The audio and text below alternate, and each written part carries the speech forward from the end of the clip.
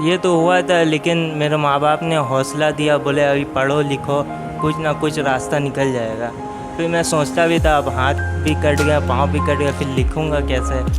तो ये थोड़ा दिन तक चलता रहा। फिर अचानक एक दिन मैं लिखना शुरू कर दिया। मैं कहना चाहता हूँ, यानी अब तो मेरे हाथ भी नहीं है, यानी कि कोई हेल्प वगैरह मदद किया जाए मेरे पढ़ाई के हवाले से आगे, और मैं पढ़ना चाहता हूँ।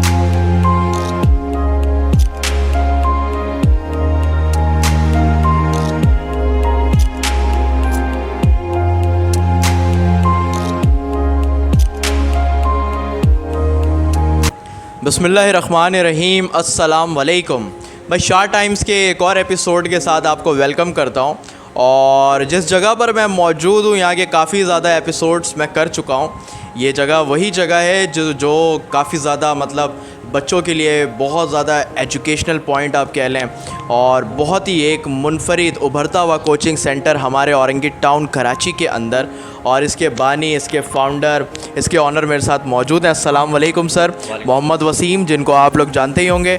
और इसी के साथ साथ आज इस एपिसोड का मकसद सिर्फ़ और सिर्फ ये है कि एक ऐसे टैलेंट को आपके साथ शेयर करना जिसके साथ कुछ हादसा हुआ था, और उस हादसे के बाद इन्होंने अपनी ज़िंदगी में हिम्मत नहीं हारी, और हिम्मत नहीं हारने के साथ साथ अपनी ज़िंदगी के अंदर बहुत ज़्यादा स्ट्रगल किया, एफ़र्ट्स किए हैं। और आज अल्हम्दुलिल्लाह उन स्टूडेंट्स के लिए बाइज़ फ़ख्र हैं जो पढ़ाई से पीछे भागते हैं, जो लिखने को अपने आप पर दुश्वारी समझते हैं बेसिकली।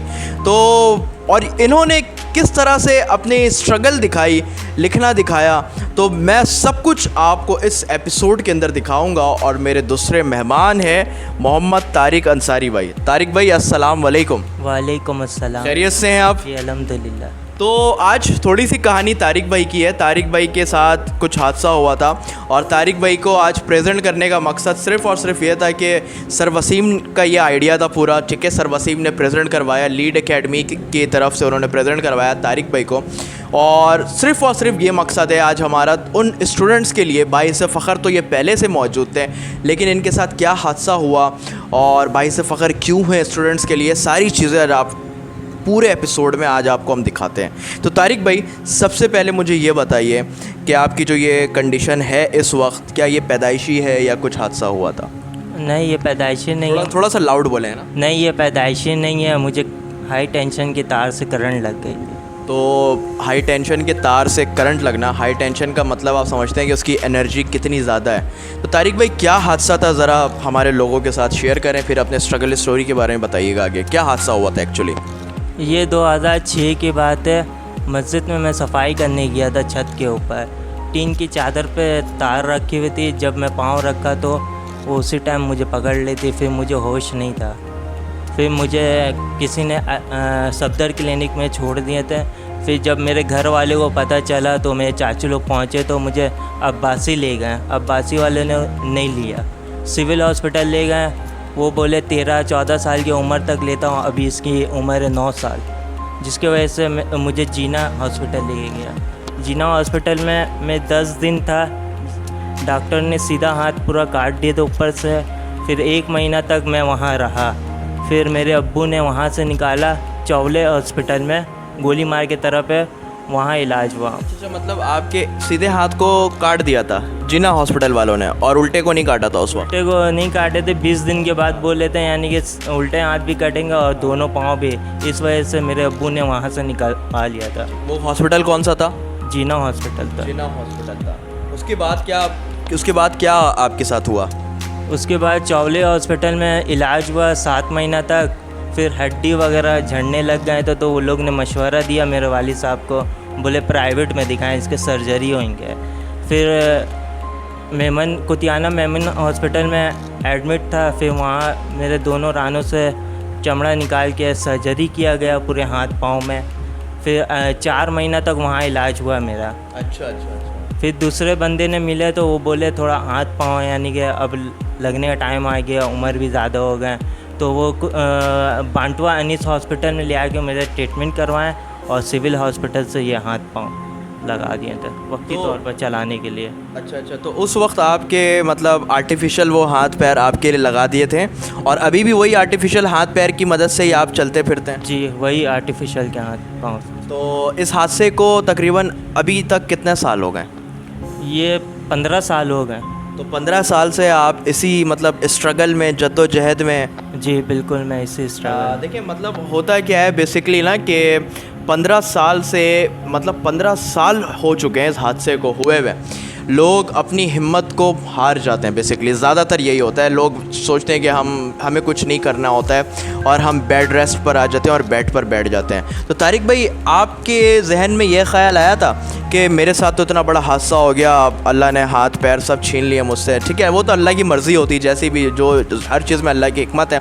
तो आपको ये ख्याल आया कि मैं अब घर बैठ जाऊँ, यार मेरा तो अब कुछ नहीं है? डिप्रेशन फील हुआ कभी? डिसअपॉइंटमेंट आई लाइफ के अंदर? ये तो हुआ था, लेकिन मेरे माँ बाप ने हौसला दिया, बोले अभी पढ़ो लिखो, कुछ ना कुछ रास्ता निकल जाएगा। फिर मैं सोचता भी था, अब हाथ भी कट गया, पाँव भी कट गया, फिर लिखूँगा कैसे?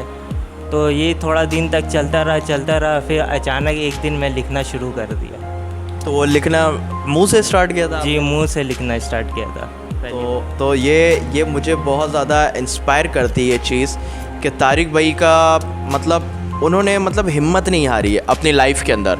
बेसिकली आज के, आप यकीन करें, आज के अगर स्टूडेंट्स मेजॉरिटी की जो बात करता हूँ ना, उनका जो सोसाइटी क्राइटेरिया है वो सिर्फ़ और सिर्फ फेसबुक, सोशल मीडिया और इसके अलावा कोई चीज़ नहीं। ठीक है, या तो 9-10 में अगर होते हैं तो वो पूरी जो एयर होता है वो तो टुल्लेबाजी में निकाल देते हैं और सारे गलत कामों के अंदर निकाल देते हैं। लेकिन ये बंदा हमारे पास मौजूद है उन स्टूडेंट्स के लिए, उन लोगों के लिए जो पढ़ाई से पीछे भागते हैं, जो पढ़ाई को नहीं समझते। सर, तारिक भाई ने अभी तक जितनी सारी बातें बताई कि 15 साल इन्होंने स्ट्रगल किया है अपनी इस एज के अंदर, इस क्राइटेरिया के अंदर, आप क्या समझते हैं 15 साल की स्ट्रगल तारिक भाई के ऊपर मतलब कैसा फील हुआ होगा, और आप क्या समझते हैं इस बारे में? मैं ये समझता हूँ कि बहुत सारे ऐसे लोग जिनके साथ ये हादसा पेश आता है, तो बहुत सारे लोग होते हैं कि वो अपने इस हादसे के बाद अपनी ज़िंदगी को हार मान जाते हैं। लेकिन इनसे मिलने के बाद मैंने ये चीज़ नोट किया है और ये महसूस किया है कि हमारे सोसाइटी में ऐसे लोग भी मौजूद हैं जो हिम्मत नहीं हारते हैं, जो डट कर मुकाबला करते हैं अपनी ज़िंदगी से। मैं ऐसे लोगों को मैं दाद देता हूँ कि जो लोग अपनी ज़िंदगी को इस तरह से गुजारते हैं और वो डट के मुकाबला करते हैं अपनी ज़िंदगी से। आज मैं एक ख़ास पैगाम देना चाहता हूँ ऐसे तालिब इल्म को और ऐसे पेरेंट्स को कि जिनको अल्लाह ताला ने ज़ुबान से नवाजा है, आँखों से नवाजा है, अच्छे दिमाग से नवाजा है, हाथ से नवाजा है, कान के सुनने से नवाजा है और साथ साथ चलने के लिए पाँव से नवाजा है।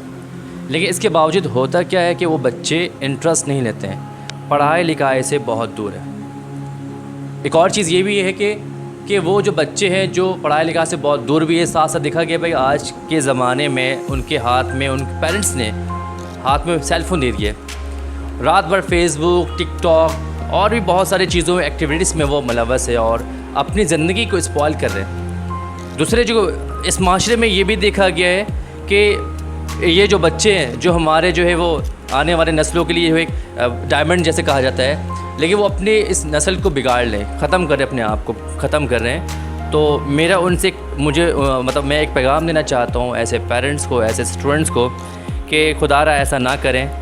इस ज़िंदगी को जो अल्लाह ताला ने आपको एक नेमत दिया है इसको, इसका शुक्र अदा करें और प्लीज़ पढ़ाई में ध्यान दें। बिल्कुल, बहुत वसीम भाई ने बहुत सारी बातें बताई अपने स्टूडेंट्स के लिए स्पेशली, क्योंकि इनके स्टूडेंट में बहुत बड़ी गैदरिंग है। ठीक है, और जो इस मकाम पर आते हैं पढ़ने के लिए, लीड एकेडमी के अंदर जो आते हैं पढ़ने के लिए, उनके लिए भी एक बहुत ज़बरदस्त स्पेशल मैसेज था। ठीक है, अच्छा तारिक भाई, अब मैं आपसे ये सवाल करता हूँ कि मतलब ज़िंदगी में जब आपको ये सोच लिया था कि अब मुझे आगे बढ़ना है आपने, तो आपने पहली दफ़ा लिखना शुरू कर दिया था, तो जब लिखते लिखते मतलब अब तो आप बिल्कुल हैबिचुअल हो गए मुंह से लिखने के, तो कितना टाइम लगा इसको सेट करने में? इसको तो सेट करने में 7 महीना लगा था, लेकिन फिर सर अज़हर ने और प्रैक्टिस करवाए इसके लिए 3-4 महीना तक। फिर सर अज़हर ने मुझे स्कूल में दाखिला दिलवाया 9 में फ़र्स्ट टाइम। अच्छा, मैं आपकी बात काटूंगा। सर अज़हर की जो ये बात कर रहे हैं, सर अज़हर भी हमारे उस्तादों में से एक उस्ताद हैं, वसीम सर के बहुत अच्छे दोस्त भी हैं, SM ग्रामर स्कूल के ऑनर हैं, और उनका तारिक भाई की सक्सेस के पीछे बहुत बड़ा हाथ है। बिल्कुल तारिक भाई, बहुत सपोर्ट दिया उन्होंने। जी तारिक भाई आगे बताएं। फिर सर अजहर ने 7 महीना तक मुझे पढ़ाए थे SM ग्रामर में।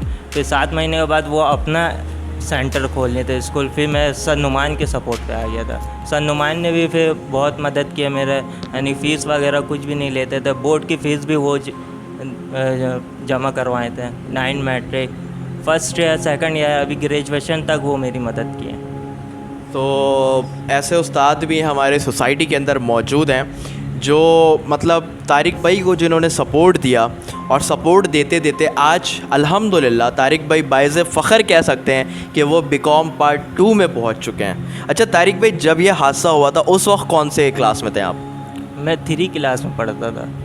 3 क्लास से लेकर BCom पार्ट 2 तक का सफ़र, सर क्या समझते हैं आप? मतलब मेरे ख्याल में मैं होता इस जगह पर हिम्मत हार जाता, सर शायद आप भी होते हैं हिम्मत हार जाते हैं। मतलब हमारी ज़िंदगी में एक छोटी सी मुश्किलात पैदा हो जाती है ना, सिर्फ छोटी सी, रोज़मर्रा की ज़िंदगी से छोटी से, तो हम अल्लाह को नाउज़ुबिल्लाह कोसना शुरू हो जाते हैं कि अल्लाह पाक आपने मेरी ज़िंदगी को इतना ज़्यादा मुश्किल क्यों बना दिया, डिफ़िकल्ट क्यों बना दिया। आज यही इंसान आपके साथ मौजूद है जो 3 क्लास में जो जिस कंडीशन में है, आप देख लें, बस देखें सामने। तो तारिक भाई बातें तो बहुत सारी हो रही हैं, मैं कुछ चाहता हूँ कि आप कुछ मुझे लिख कर दिखाएं ना, अपने एक्सपीरियंस जो है वो हमें शो करवाएं, और इस लिखने में सर वसीम आपकी हेल्प करेंगे। सर आप इधर से आ जाएं, ठीक है।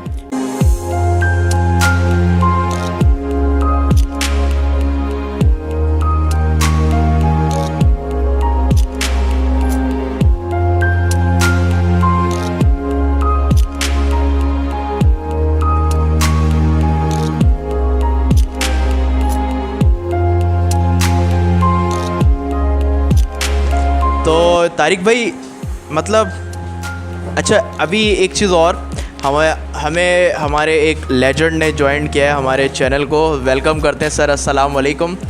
सर आपका क्या पर्सपेक्टिव है तारिक भाई के हवाले से? तारिक भाई ने इतनी एफ़र्ट्स की, इतनी सारी चीज़ें की हैं और सामने ये लिखा है, आप क्या कहना चाहते हैं इस बारे में? आप तो पहले से जानते हैं तारिक भाई को ना, तो आपका एक्सपीरियंस क्या है तारिक भाई के हवाले से? बिस्मिल्लाहिर्रहमानिर्रहीम।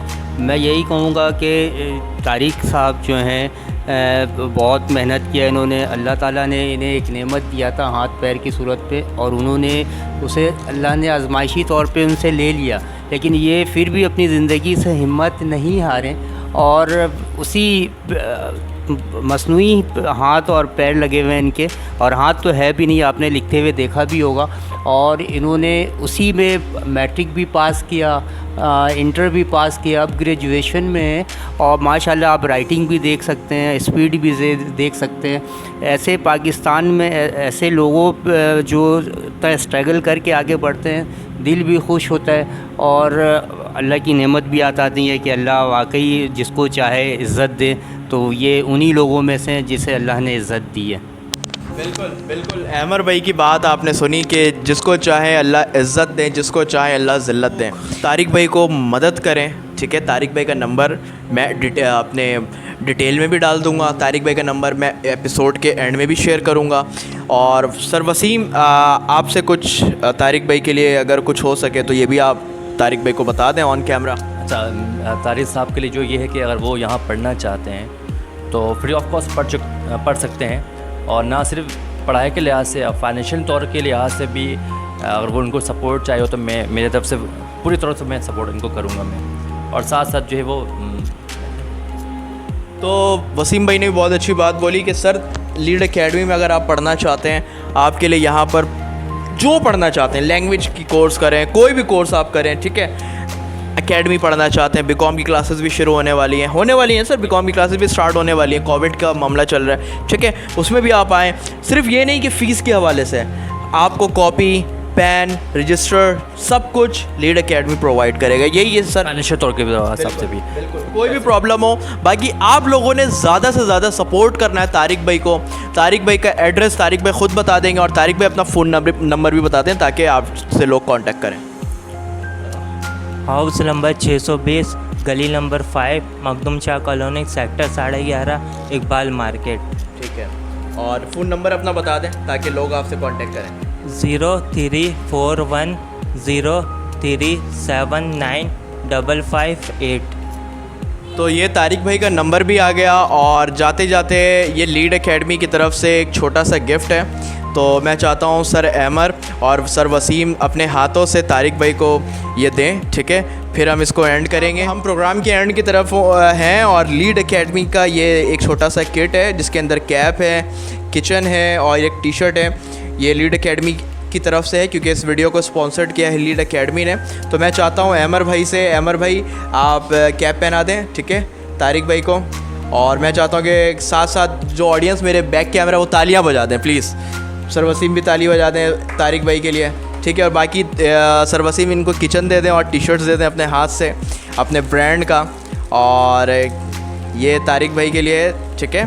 तो बाइसे फ़ख्र, बाइसे काबिल हमारे साथ मौजूद तारिक भाई लीड एकेडमी के प्लेटफॉर्म पर, और मेरे दो मेहमान। सर आपका बहुत शुक्रिया, ठीक है, और तारिक भाई आपका बहुत बहुत शुक्रिया, अमर भाई आपका बहुत बहुत शुक्रिया। तो भाई एपिसोड को एंड करते हैं और जाते जाते बस आपको यही कहूँगा कि जितना ज़्यादा आप तारिक भाई को सपोर्ट कर सकते हैं आप सपोर्ट करें। लीड एकेडमी में आकर विज़िट करें। लीड एकेडमी आपको बहुत बड़े बड़े प्लेटफॉर्म दे रहा है अपने टैलेंट को इन्हेंस करने का। अगर आपके साथ तारिक भाई वाला मामला है या कोई भी मामला है उसमें आपको लीड एकेडमी ज़्यादा से ज़्यादा बढ़कर सपोर्ट करेगा और मेरे चैनल भी आपको कवर करेगा। इंशाल्लाह आपके साथ कोई भी मामला होगा उसको हम ज़रूर कवर करेंगे। अपना बहुत ज़्यादा ख्याल रखिएगा। आज तारिक भाई थे, कल कोई और होगा इंशाल्लाह हमारे साथ मौजूद। और बस जाते जाते यही कहूँगा, अपना बहुत ज़्यादा ख्याल करें और अल्लाह का एहसान करें, अल्लाह की नेमत का, और अल्लाह की नेमत का जितना ज़्यादा शुक्र अदा करें वो कम है क्योंकि वो सब कुछ जानता है, सब कुछ जानता है। अपना बहुत ज़्यादा ख्याल रखिएगा। अल्लाह नेगेबान, अल्लाह हाफ़िज़।